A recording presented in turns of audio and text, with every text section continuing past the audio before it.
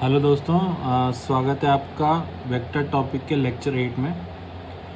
इस लेक्चर में हम पढ़ेंगे वेक्टर मैग्नीट्यूड न्यूमेरिकल्स के बारे में, यानी ये टोटली न्यूमेरिकल बेस्ड रहेगा ये लेक्चर। इस लेक्चर में हमने जो लास्ट लेक्चर है लेक्चर 7 में जो भी हमने डेरिवेशन और जो भी हमने कंक्लूजन्स डेराइव किए हैं या जो भी फार्मूला डेराइव किए हैं उनके बेसिस पे हम इसमें क्वेश्चन सॉल्व करेंगे। तो अगेन मेरी रिक्वेस्ट है कि पहले आप क्वेश्चंस को देखें, पढ़ें और अपने अकॉर्डिंग उसको सॉल्व करें। आगे हम सॉल्व करेंगे ही। तो सबसे पहले हमारे पास क्वेश्चन आता है कि what would be the range of resultant for vectors having magnitude of 100 Newton and 105 Newton.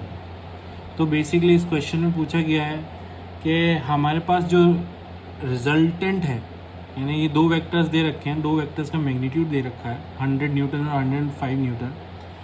इन दोनों वेक्टर मैग्नीट्यूड्स, इन दोनों वेक्टर्स की जो रिजल्टेंट रहेगा उसका मैग्नीट्यूड क्या होगा। तो जैसा कि हम जानते हैं लास्ट लेक्चर में कि हमने जो रेंज डराइव करी थी वो रेंज थी हमारी from a minus B to a plus B, right. So हमारी जो रिजल्टेंट की जो रेंज है वो कुछ इस तरह होगी, राइट। इसमें हम जानते हैं कि a minus B should be less than और इक्वल टू r। यहाँ पे r हमारा है resultant of two vector and this r should be less than और equal to a plus B. तो ये एक तरह से हमारा हो गया r min और ये हमारा एक तरह से हो गया r max, राइट। नाउ अब हम इसको आगे सॉल्व करेंगे। हम अभी मान के चलते हैं कि हमारा जो a वेक्टर का जो मैग्नीट्यूड है वो है हमारा 100 न्यूटन यहाँ से, और जो b वेक्टर है उसको हम मान के चलते हैं 105 न्यूटन, राइट। इस केस में हम देखते हैं कि 100 minus 105 less than equal to r less than equal to 100 plus 105। तो यहाँ पे बेसिकली यहाँ पे ये हमेशा पॉजिटिव रहेगा ड्यू टू इट्स मैग्नीट्यूड। तो यहाँ पे हमारी जो वैल्यू निकल के आएगी वो आएगी 5, और यहाँ पे जो वैल्यू आएगी वो हमारी आएगी 205। तो यहाँ पे हम बोल सकते हैं कि जो R की रेंज है वो वेरी करती है 5 न्यूटन टू 205 न्यूटन तक। अब हम अगले क्वेश्चन पे चलते हैं। अगला क्वेश्चन क्या बोलता है कि हमारे पास दो वेक्टर हैं, two vectors having same magnitude, मतलब दो वेक्टर्स का मैग्नीट्यूड सेम है and having an angle of 120 degree with each other. तो दो सेम मैग्नीट्यूड के वेक्टर्स के बीच में जो एंगल है वो हमारा है 120 डिग्री। तो हमने लास्ट लेक्चर में पढ़ा था कि अगर दो वेक्टर्स का जो मैग्नीट्यूड अगर सेम होता है तो उनका जो रिजल्टेंट होता है वो रिजल्टेंट का जो हमारा फॉर्मूला होता है वो 2f cos θ/2 रहता है। यहाँ पे f जो है हमारा मैग्नीट्यूड है, राइट। तो यहाँ पे अगेन हम दोनों वेक्टर्स का जो मैग्नीट्यूड है वो हम कंसिडर करते हैं f। तो बेसिकली जो हमारा एक वेक्टर a है उसका भी मैग्नीट्यूड f है और जो वेक्टर b है उसका भी मैग्नीट्यूड हमारा f है, राइट। तो इस केस में हमारे लिए ये फॉर्मूला एप्लीकेबल है क्योंकि दोनों का जो मैग्नीट्यूड है वो सेम है, राइट। तो यहाँ पे हम इसमें आगे बढ़ते हैं। तो r should be equal to two F, और कॉस थीटा बाई टू, मतलब थीटा मतलब ये जो है हमारा दोनों वेक्टर्स के बीच में जो एंगल रहेगा ये वो है। तो कॉस थीटा हमारा है 120 degree, 120 degree by two, that is 2f cos 60, right. इसको हम फर्दर सॉल्व करते हैं, ये आता है 2f। अब हम जानते हैं cos 60 की जो वैल्यू होती है वो क्या होती है 1/2, राइट। तो हमारा जो रिजल्टेंट निकल के आया वो निकल के आया हमारा f। अब हम इससे एक कंक्लूजन और निकाल सकते हैं। ये कंक्लूजन या नोट हम कहें तो इसका मतलब क्या है कि अगर ये नोट है कि अगर हमारे पास दो सेम मैग्नीट्यूड के वेक्टर्स हैं, राइट, अगर हमारे पास दो सेम मैग्नीट्यूड के वेक्टर्स हैं, मतलब if we have two vectors of same magnitude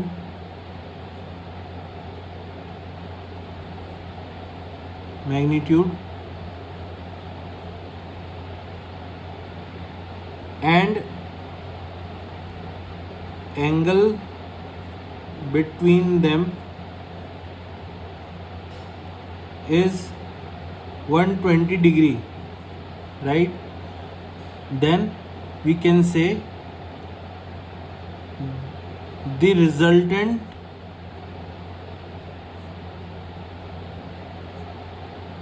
would be same, right. मतलब जो रिजल्टेंट रहेगा वो हमारा सेम रहेगा, जो कि हमारा मैग्नीट्यूड है for both the vectors, right. अब हम सॉल्व करते हैं थर्ड न्यूमेरिकल। इस न्यूमेरिकल को समझने से पहले मैं आपको इसके बारे में जानकारी देता हूँ कि क्या बोलना चाहता है, क्या पूछ रहा है कि maximum and minimum of two vectors are 7 and 1, right.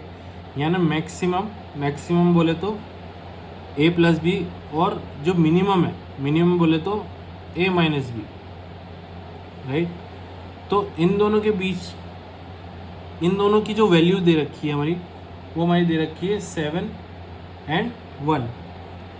Now अब हम ये पूछना क्या चाह रहा है कि find the resultant when vectors are orthogonal. मतलब बोल रहा है कि ऑर्थोगोनल का मतलब कि इसका हमें रिजल्टेंट निकालना है जबकि जो हमारा जो एंगल बिटवीन द वेक्टर्स है वो है ऑर्थोगोनल, यानी 90 डिग्री, राइट। तो इसको हम कैसे सॉल्व करेंगे? सबसे पहले हम इक्वेशन लिखते हैं। इक्वेशन हमारी क्या बोलती है कि मैक्सिमम तो हमारा है 7, मतलब a प्लस बी का जो वैल्यू है वो है 7, और मिनिमम बोले तो a माइनस बी जो है आर मिन, राइट, उसको बोलते हैं हम 1। अब ये टू वेरिएबल वाली सिनेरियो हो गया, तो अब हम दोनों को ऐड कर देंगे। तो ऐड पे क्या रहेगा हमारा, b से b कैंसिल हो जाएगा, यानी 2a is equal to 8। Therefore a का जो मैग्नीट्यूड है वो आ गया हमारा 4, एंड इस 4 को हम वापस से किसी भी एक इक्वेशन में हम पुट करेंगे। लेट्स से हम फर्स्ट इक्वेशन में ही पुट करते हैं। तो इससे हमारा जो b निकल के आया वो b निकल के आया हमारा 7 minus a, that is b is equal to 7 minus 4, that is b is equal to 3, right. तो हमारी जो वैल्यू आई है, एक की तो आ गई है 4 और b की जो आ गई है वो आया ये 3। नाउ अब हमें जो इसका रिजल्टेंट निकालना है। अब रिजल्टेंट क्या होगा, ऑब्वियस सी बात है, रिजल्टेंट का जो फॉर्मूला होता है वो होता है हमारा r is equal to under root of A square plus B square plus 2ab cos theta, right. यहाँ पे theta is equal to 90 degree है, हमारा जो थीटा है वो 90 डिग्री है। तो यहाँ पे क्या होगा, ए स्क्वायर मतलब 4 स्क्वायर प्लस बी स्क्वायर यानी 3 स्क्वायर 2 इंटू ए डॉट 3 अब कॉस 90 डिग्री, इसको मैं ऐसे भी लिख सकता हूँ कि पावर हाफ। अब हम जानते हैं कि कॉस 90 की जो वैल्यू है वो 0 होती है, तो ये पूरी टर्म हमारी 0 हो जाएगी, यानी जो रिजल्टेंट होगा वो हमारा रहेगा 4 स्क्वायर प्लस 3 स्क्वायर की पावर का हाफ, यानी आर जो होगा हमारा वो होगा हमारा 25 का अंडर रूट यानी 5। तो यहाँ पे जो वैल्यू हमारी बन के आई है वो हमारी आई है 5, राइट।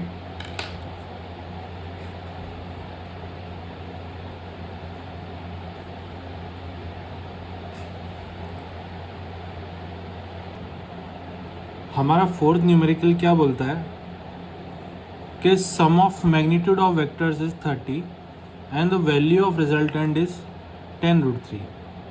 मतलब जो वेक्टर्स हैं उनके मैग्नीट्यूड का सम 30 है और उनका जो रिजल्टेंट है वो हमारा 10√3 है, राइट। तो just for the sake of easiness हम ये लिख के रख लेते हैं कि रिजल्टेंट हमारा 10√3 है और जो सम ऑफ मैग्नीट्यूड है, तो सम ऑफ मैग्नीट्यूड हमारा हुआ a plus B is equal to 30, right. हमने a और b दो वेक्टर्स कंसिडर किए हैं and it is orthogonal to smaller magnitude vector. जो हमारा स्मॉलर मैग्नीट्यूड वेक्टर है, यानी दोनों में से कोई भी हम छोटा ले सकते हैं, उससे जो रिजल्टेंट का एंगल है वो 90 डिग्री है, राइट। तो अब हमें find the magnitude of vectors and angle between them. तो हमें दोनों वेक्टर्स का मैग्नीट्यूड निकालना है और उनके बीच में हमें एंगल पता करना है कि क्या एंगल होगा। तो हम just for a sake of easiness के हम एक डायग्राम बनाते हैं जिसमें हमारा जो रिजल्टेंट है वो हमारा है 90 डिग्री पे ऑर्थोगोनल यानी 90 डिग्री पे विद स्मॉलर वेक्टर। तो अभी के लिए हम ए वेक्टर को कंसिडर कर लेते हैं कि स्मॉलर है। हमने रिजल्टेंट बना दिया ऑलरेडी और हमारा जो बी वेक्टर है वो कुछ इस तरह से होगा, राइट। तो ये दो वेक्टर है सेम ऑर्डर में, इन दोनों को हमारा जो रिजल्टेंट रहेगा वो इनके ऑपोजिट रहेगा, राइट, ऑपोजिट ऑर्डर में रहेगा और इसका एंगल जो रहेगा वो 90 डिग्री रहेगा विद ए। तो इसी डायग्राम को हमने फेयर किया है यहाँ पे, राइट। हमारा जो रिजल्टेंट वेक्टर है उसकी वैल्यू है हमारे, यानी उसका जो आर का जो वैल्यू है वो है हमारा 10√3। और हम थोड़ी देर के लिए कंसिडर कर लेते हैं, let us consider vector A magnitude is equal to X. हमने इसको थोड़ी देर के लिए एक्स मान लिया, राइट। अब हम देख सकते हैं कि यहाँ पे जो है पाइथागोरस थ्योरम एप्लीकेबल है, यानी गिवन है हमें कि a plus B is equal to 30, r is equal to 10√3। तो हम जानते हैं कि इक्वेशन 1 से कि x plus B is equal to 30, therefore जो b का वैल्यू है हम x की टर्म्स में निकालते हैं तो वो होगा 30 माइनस एक्स, राइट। तो हमारे पास एक ही वैल्यू आ गई x की टर्म्स में हमने ऑलरेडी ये सपोज कर रखी ए की टर्म्स में। अब हम लिखते हैं रिजल्टेंट का इक्वेशन। तो रिजल्टेंट यानी सॉरी नॉट रिजल्टेंट, हम लिखते हैं पाइथागोरस थ्योरम। तो पाइथागोरस थ्योरम क्या होगा हमारा, R square plus A square is equal to B square, right. तो इससे हम कह सकते हैं कि जो हमारा आर स्क्वायर रहेगा वो रहेगा हमारा 10√3 का स्क्वायर प्लस ए स्क्वायर यानी X square is equal to B. अब हम बी की जो वैल्यू है वो यहाँ से पुट करेंगे इस इक्वेशन से जो हमने डिराइव करी है, b is equal to 30 minus X, तो 30 माइनस एक्स का होल स्क्वायर। इसको हम फर्दर सॉल्व करेंगे, ये हो जाएगा हमारा 300 plus X square is equal to 30 का square plus X square minus 2 into 30 two X, right. हमारा x से x कट गया, यहाँ पे अगेन हम फर्दर सॉल्व करेंगे। 300 is equal to 900 minus 60x। Again हम शफलिंग करेंगे, 60x इज इक्वल टू 600। तो x का जो वैल्यू आया हमारा वो आया हमारा 10, राइट। तो ये हमारा जो वैल्यू निकल के आ रहा है वो आ रहा है हमारा 10। अब हम अगेन इस इक्वेशन को और इस इक्वेशन को अगेन कंसिडर करेंगे और यहाँ से जो वैल्यू निकली है उसको पुट करेंगे। तो हमारा हम जानते हैं कि a is equal to X है, इसका मतलब a का जो वैल्यू है वो आ गया हमारा 10, और जो b का वैल्यू है 30 माइनस एक्स, यानी ये आ गया हमारा 30 माइनस 10 यानी 20। तो हमारा जो b का वैल्यू निकल के आया वो निकल के आया 20, और जो हमारा a का वैल्यू निकल के आया वो निकल के आया हमारा 10, राइट। अब रही बात एंगल की, तो ये हमारा हो गया b हो गया हमारा, यू कैन से b हो गया हमारा 20 और ये हो गया हमारा 10। अब ऑब्वियस सी बात है, हम again tan theta is equal to हमारा क्या होगा, tan theta is equal to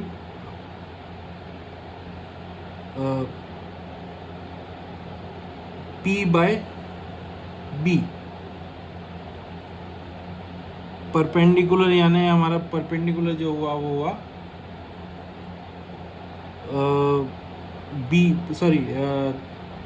tan theta is equal to P by B, right. तो हमारा जो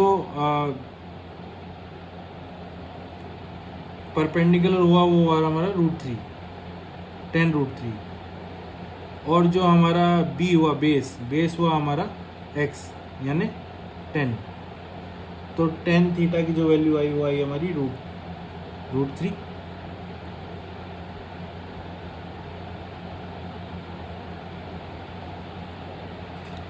राइट। तो हमारा जो थीटा है वो थीटा हमारा आया 60 डिग्री।